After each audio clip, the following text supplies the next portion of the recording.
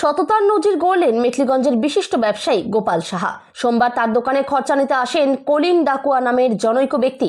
খরচা নেওয়ার পর মানিব্যাগ দোকানে ফেলে রেখেই তিনি মাছ বাজারে চলে যান। মাছ কেনার পর বুঝতে পারেন তার কাছে মানিব্যাগ নেই। অন্যদিকে মানিব্যাগ ফেরানোর জন্য মানিব্যাগ মালিকের মোবাইল নম্বর খুঁজতে থাকেন গোপালবাবু। অবশেষে গোপালবাবুর দোকানে যেতেই কলিনবাবুকে দেখে মানিব্যাগ ফিরিয়ে দেন তিনি। মানিব্যাগ ফিরে পেয়ে আনন্দিত কলিনবাবু। দেশে এখনো সততা আছে বলেই মন্তব্য তার। এ বিষয়ে কি বললেন কলিনবাবু ও কি বললেন মেখলিগঞ্জের বিশিষ্ট ব্যবসায়ী গোপাল সাহা, আসুন শুনে নেওয়া যাক তাদের বক্তব্য। আমার দোকানে উনি খরচা নেয়, খরচা নেওয়ার পরে মানিব্যাগটা আমার দোকানের সামনে পড়েছিল।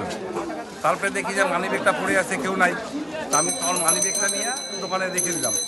রেখে দেওয়ার পরে দেখি উনি মানে আসতেছে যে আমার মানিব্যাগটা হারিয়ে গেছে। আমি বললাম যে আমার এখানে পড়ে আছে, ভাই তোমার মানিব্যাগটা তুমি নিয়ে যাও। তারপরে জিজ্ঞেস করলাম তোমার নাম কি, বলে কলিন ডাকুয়া। আমি ঠিক আছে, তোমার মানিব্যাগটা তুমি নিয়ে যাও। হ্যাঁ দিল। আমার নাম কলিন ডাকুয়া। এই গোপালদার এখানে খরচা করলাম, পরে টোরে এইখানে পয়সাটা দেওয়ার পরে খুচরা 5 টাকা নেই, তার জন্য একটা মশলার প্যাকেট দিল আমাকে। ওই মশলার প্যাকেটটা নেওয়ার পরে 5টা ওইখানে ছিল, আমি চলে গেছিলাম মাছ কাটিতে। ওইখানে মাছ কাটে নেওয়ার পরে তারপরে দেখি পাস নাই। তারপরে আসলাম, গোপালদাকে জিজ্ঞাসা করলাম, বলে হ্যাঁ আছে। আমি ফোন করছি রিপোর্টারকে, এখন আসুক। তারপর ভালোই লাগবে, না পারলে তো আর কি। হ্যাঁ, এটা ঠিক আছে, কারণ আমার ব্যবসায়ী সমিতি আমরাও ওদের দোকানে খরচা টরচা খাই।